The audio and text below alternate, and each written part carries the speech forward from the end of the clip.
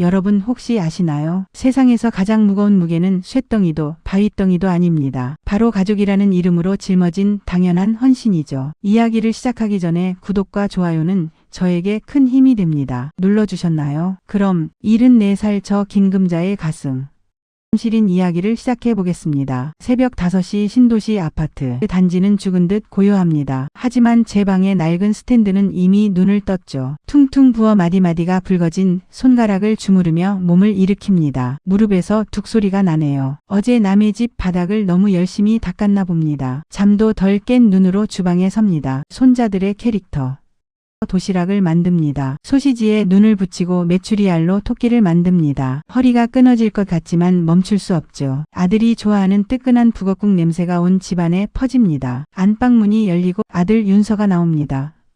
눈도 못 뜬 채 식탁 의자에 앉으며 툭 던지죠. 엄마, 내 남색 와이셔츠 다려놨어. 오늘 중요한 회의 있는데. 저는 대답 대신 빳빳하게 날이 선 셔츠를 건넵니다. 아들은 당연하다는 듯 받아들고 거울 앞으로 갑니다. 고맙다는 말 한마디, 밥 먹었느냐는 안부 한번. 그게 그렇게 어려운 걸까요? 사람들은 새벽이 희망이라 말하지만 저에게 새벽은 어제와 똑같은 노동의 시작이었습니다. 제 손목의 시계는 저를 위해 흐른 적이 한 번도 없었죠. 40년 넘게 가사도우미로 남의 집 바닥을 닦으며 이 아파트를 샀습니다. 아들 대학 보내고 장가 보내고 이제는 아들 가족의 뒷바라지까지. 제 인생은 마치 유통기한이 지나버린 낡은 헌신 같았습니다. 가족들이 썰물처럼 빠져나간 집을 대충 정리하고 저도 집을 나섭니다. 이번에는 김금자가 아닌 남의 집 바닥을 닦는 도우미로 말이죠. 70이 넘은 나이에 무슨 고생이냐고요. 아들 녀석 대출금 보태주고 손자들 학원비라도 쥐어주려면 이 손을 멈출 수가 없었습니다. 부유한 집 거실 바닥을 무릎으로 기며 닦습니다. 문득 가방 속 낡은 수첩을 꺼내봅니다. 겉장은 다 해졌지만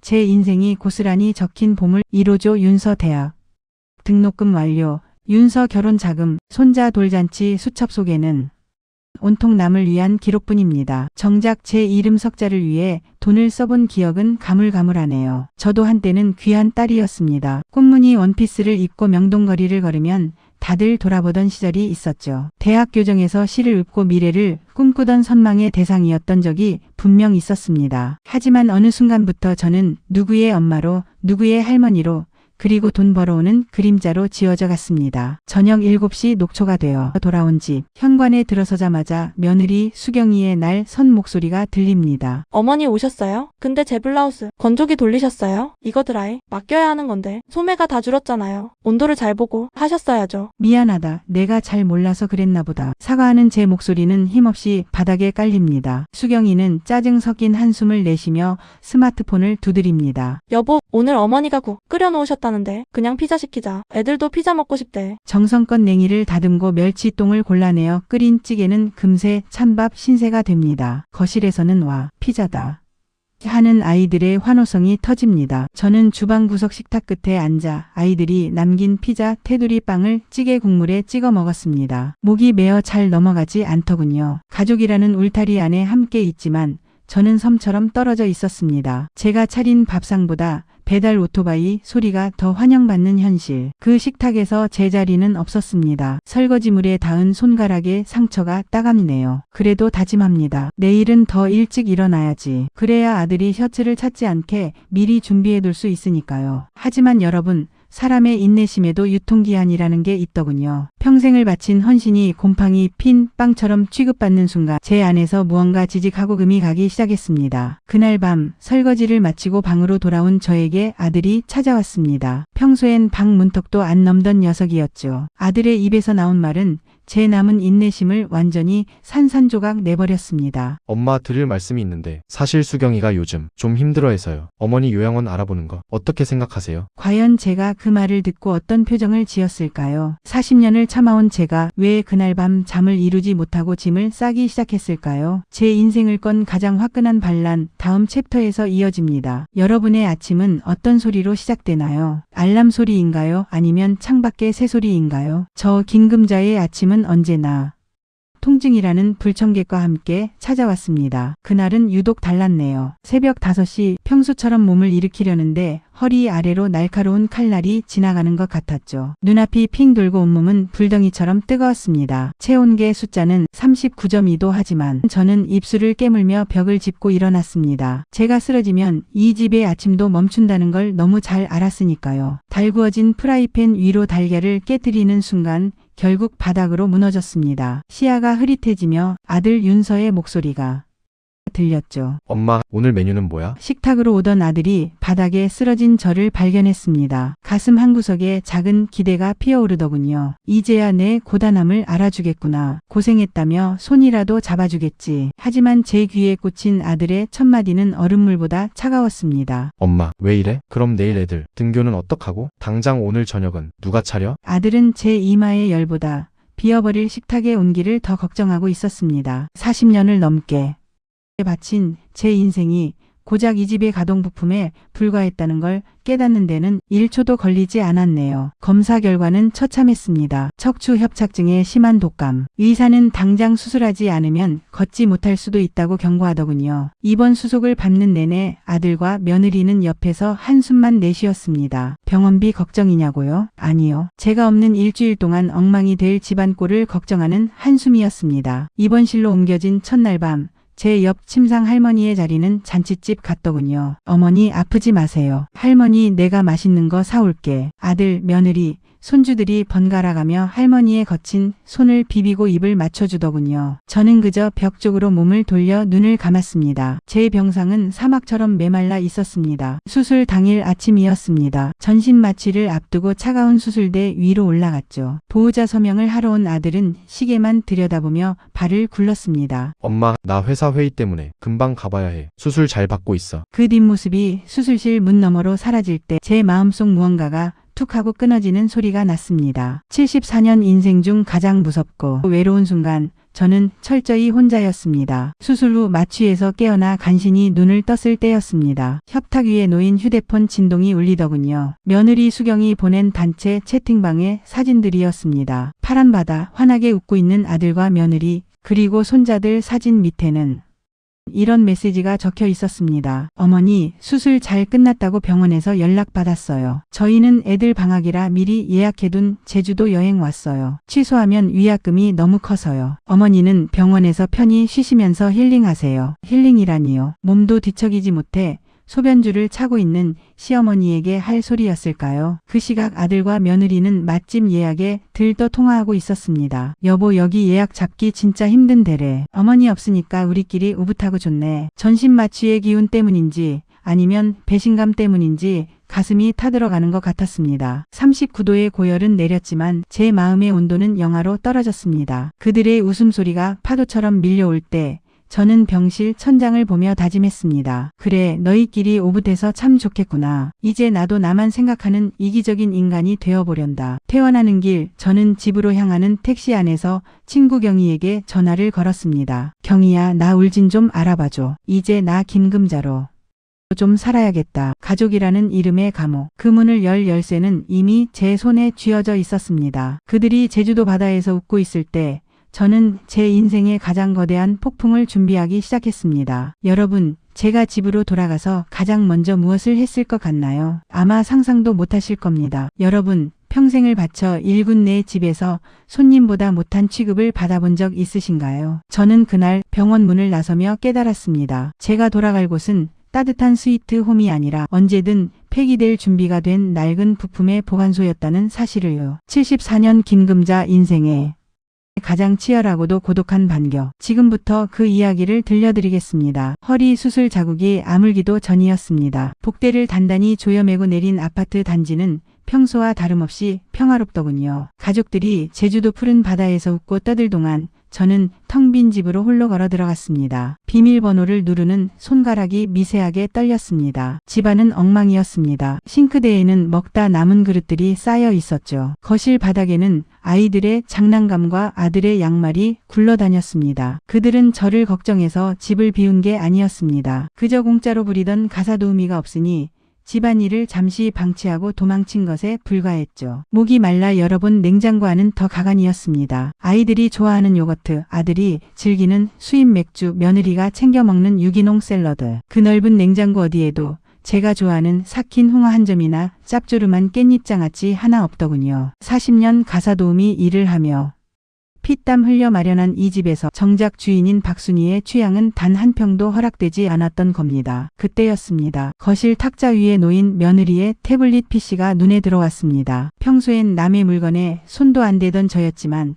그날은 무엇에 홀린 듯 화면을 켰죠. 로그인된 메신저 창에는 아들과 며느리의 대화가 가득했습니다. 여보 요양원 몇 군데 알아봤어. 시설 깨끗한 데로 하면 어머니도 좋아하시겠지? 그러게. 우리도 이제 좀 자유롭게 살아야지. 솔직히 어머니 계시면 친구들 부르기도 눈치 보이잖아. 자유라니요. 제가 끓여준 국을 먹고 제가 다려준 옷을 입고 제가 키운 아이들을 보며 살던 그들이 저를 치워버려야 할 짐으로 여기고 있었습니다. 가슴속에서 뜨거운 것이 울컥 치밀어 올랐습니다. 서러움이 아니었습니다. 그것은 명백한 분노였고 제 인생을 되찾아야겠다는 서슬퍼런 결기였습니다. 저는 안방 깊숙한 곳 낡은 자개함에서 등기권리증을 꺼냈습니다. 누렇게 바랜 종이 위에는 제 이름 김금자 세 글자가 선명하게 박혀 있었습니다. 아들이 결혼할 때 자기 명의로 바꿔달라고 떼를 썼지만 죽어도 안 된다며 버텼던 제 마지막 자존심이었죠. 여보세요? 예, 여기 은하수 아파트 102동 704호인데요. 집 급매로 내놓으려고 합니다. 부동산 업자의 목소리가 들떠 있더군요. 재건축 호재가 있는 집이라 내놓기만 하면 바로 나갈 거라고요. 시세보다 5천만 원 싸게 내놓겠다고 했습니다. 조건은 단 하나. 일주일 안에 잔금까지 치러야 한다는 것이었죠. 미쳤다고 생각하시나요? 아니요. 저는 그 어느 때보다 제정신이었습니다. 이 집은 제 40년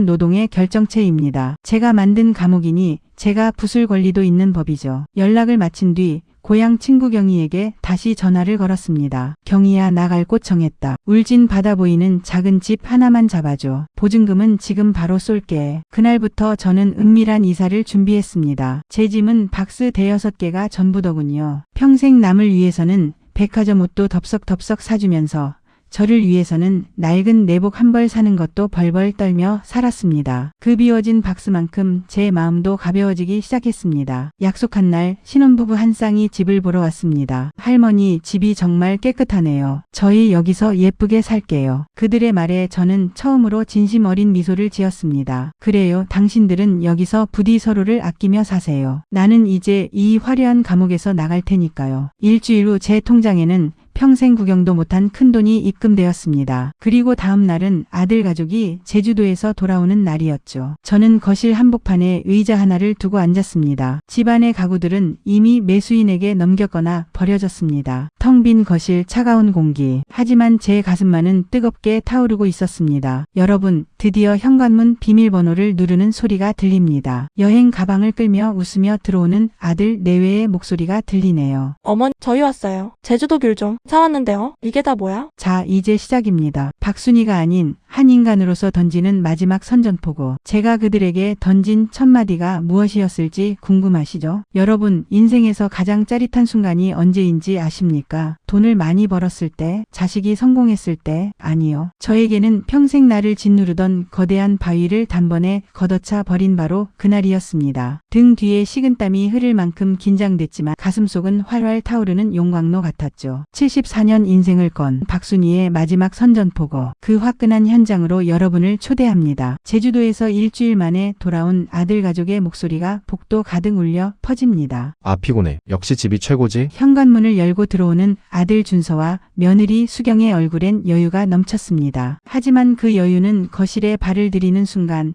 비명으로 바뀌었죠. 엄마? 이게 다 뭐야? 소파는 어디 가고 식탁은 또 왜 이래? 텅 빈 거실. 가구들이 빠져나간 자리는 휑한 자국만 남았습니다. 저는 거실 한복판, 제 짐이 담긴 박스 더미 사이에 의자 하나를 놓고 앉아 커피를 마시고 있었죠. 당황해서 어쩔 줄 모르는 그들을 향해 저는 생전 처음 보는 차가운 미소를 지어 보였습니다. 왔니? 여행은 즐거웠고?